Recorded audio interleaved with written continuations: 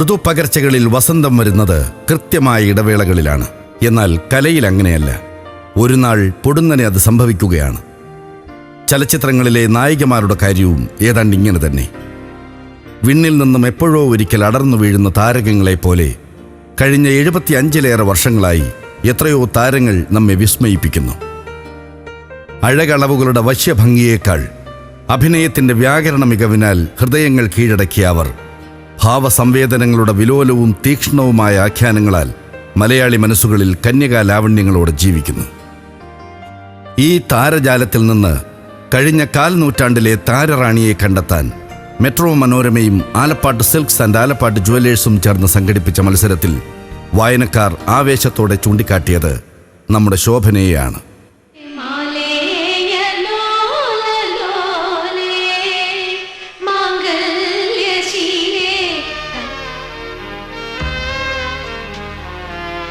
കലയുടെ ശ്രീകോവിലിനു മുന്നിലെ ഒരു ദീപനാളം പോലെ ധ്യാനനിരതവും സമ്പൂർണവുമായ സമർപ്പണമാണ് ഏതൊരു കലയും അതിൻ്റെ ഉപാസകരിൽ നിന്നും ആവശ്യപ്പെടുന്നതെങ്കിൽ അഭിനയത്തിനും നൃത്തത്തിനുമായി സ്വജീവിതം തന്നെ ഒഴിഞ്ഞുവെച്ച പത്മശ്രീ ഉർവശി ശോഭന ചന്ദ്രകുമാർ എന്ന അപൂർവ പ്രതിഭാസമാകുന്നു ഭൂമി മലയാളം ദർശിച്ച ഏറ്റവും സമ്പൂർണയായ കലാകാരി.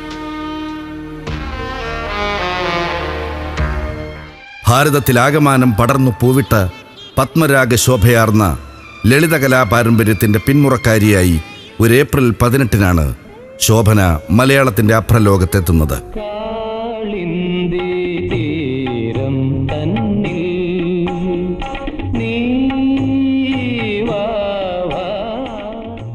വിഖ്യാതരായ തിരുവിതാംകൂർ സഹോദരിമാർ കൊളുത്തിവെച്ച അഭിനയ ശൈലിയുടെ കൈത്തിരി കെടാതെ സൂക്ഷിക്കുന്നവയായി ആദ്യകാല ചിത്രങ്ങൾ. എന്നാൽ അഭിനയത്തെ ലാഘവത്തോടെ കണ്ട പ്രായത്തിൽ വേഷമിട്ട മംഗളനായികയിൽ നിന്ന് ഏറെയൊന്നും വ്യത്യസ്തമായിരുന്നില്ല ആദ്യകാലത്ത് സിനിമയോടുള്ള സമീപനം. നൃത്തത്തോടായിരുന്നു പ്രണയമത്രയും.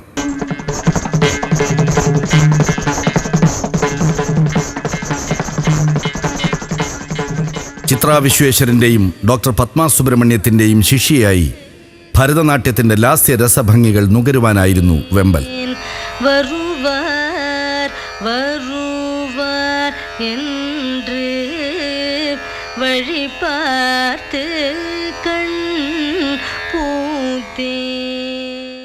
സിനിമയിൽ 25 ആണ്ട് പൂർത്തിയാകുന്നു വെള്ളിത്തിരയുടെ ശില്പചാരുതയ്ക്ക്. ഇതിനിടെ മലയാളിയുടെ മനസ്സിനെ ദാവണിത്തുമ്പിൽ കുടുക്കിയിട്ട എത്രയെത്ര വേഷങ്ങൾ. നാട്ടിടവഴികളിൽ വെച്ച് കണ്ടുമുട്ടുന്ന ഗ്രാമ്യഭംഗിയുടെ പെൺഭാവങ്ങളെ മലയാളി അരുമയായി ഹൃദയത്തിൽ സൂക്ഷിച്ചു.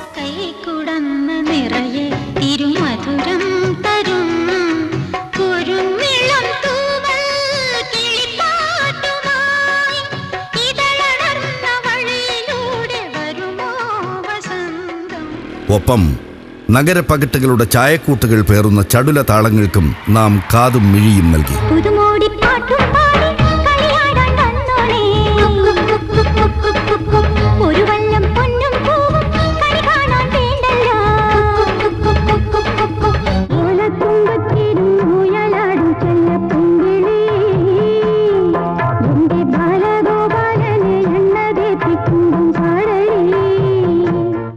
ഇടയ്ക്ക് കാലം നമുക്കായി ബാക്കി വെച്ച മുത്തുകൾ പോലെ ചില വേഷങ്ങൾ, അഭിനയ മികവിന്റെ മായാമുദ്രകൾ ചാർത്തിയ വശ്യ വിലോല ഭാവങ്ങൾ.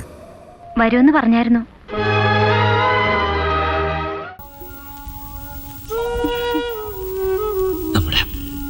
നമ്മുടെ കുഞ്ഞിന് സുഖമല്ലേ? പേടിക്കരുത്. പരിസരങ്ങൾ ഏതു തന്നെയായാലും കൂടുവിട്ട് കൂടുമാറുന്ന കലയിൽ അസാമാന്യമായ കൈയടക്കം ഇതിനിടെ ശോഭന സ്വായത്തമാക്കിയിരുന്നു. അഭിനയ ശോഭയുടെ പുളകങ്ങൾ ഏറ്റുവാങ്ങിയാണ് 80-കൾ വഴിമാറുന്നത്. ഭാരതീയ ശില്പമാതൃകകളെ വെല്ലുന്ന ക്ലാസിക് സൗന്ദര്യം തെന്നിന്ത്യയാകമാനം കത്തിപ്പടരുകയായിരുന്നു 90-കളുടെ ആദ്യത്തിൽ. ഹിന്ദിയിലെയും തെന്നിന്ത്യയിലെയും സൂപ്പർ നായകന്മാർക്കൊപ്പം ആടിപ്പാടി ഹൃദയങ്ങൾ കീഴടക്കി.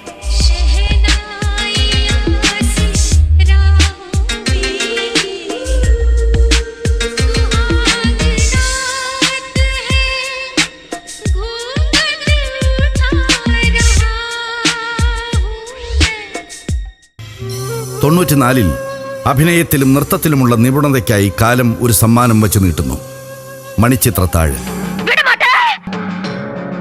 அப்ப நீ என்ன இங்கிருந்து எங்கேயும் போக விட மாட்ட? ஐயோ நாயே. പ്രേക്ഷകരെ ഇന്നും ഞെട്ടിപ്പിക്കുന്ന ദ്വന്ദ്വ വ്യക്തിത്വത്തിന്റെ സമർത്ഥവും സൂക്ഷ്മവുമായ ആവിഷ്കാരമായ ഗംഗയെ തേടി ഉർവശി പുരസ്കാരം എത്തിയപ്പോൾ ആർക്കും അതിശയം തോന്നിയില്ല. ഒരു മുറൈ വന്ന് പാർത്തായാ, ഒരു മുറൈ വന്ന് പാർത്തായാ. ചലച്ചിത്രകലയിലെ ഈ മഹോന്നത പുരസ്കാരം വീണ്ടും ഒരിക്കൽ കൂടി ശോഭനയെ തേടിയെത്തി. സമശീർഷയായ സുഹൃത്ത് രേവതി സംവിധാനം ചെയ്ത മിത്ത് മൈ ഫ്രണ്ട് എന്ന ഇംഗ്ലീഷ് ചിത്രത്തിലെ മികവിനായിരുന്നു അത്. ഇതിനിടെ 3 ഫിലിം ഫെയർ അവാർഡുകൾ, 2 സിനിമ എക്സ്പ്രസ് പതക്കങ്ങൾ, സംസ്ഥാന ഗവൺമെന്റിന്റെ മികച്ച നടിക്കുള്ള പുരസ്കാരം, നിരവധി നൃത്ത ബഹുമതികൾ. ഒടുവിൽ നൃത്തത്തിനും സിനിമയ്ക്കുമായി സമർപ്പിക്കപ്പെട്ട ജീവിതത്തിന് മാതൃരാജ്യം അതിൻ്റെ ബഹുമാനാദരങ്ങൾ ചൂടിച്ച പത്മശ്രീയുടെ സൂര്യമുദ്ര. സിനിമയ്ക്ക് ദീർഘമായ ഇടവേളകൾ നൽകി ലോകമെമ്പാടുമുള്ള അരങ്ങുകളിൽ മലയാളത്തിൻ്റെ അഭിമാന മുദ്രകൾ വിടർത്തി ഒഴുകുകയാണ് ഈ മഹാനദി.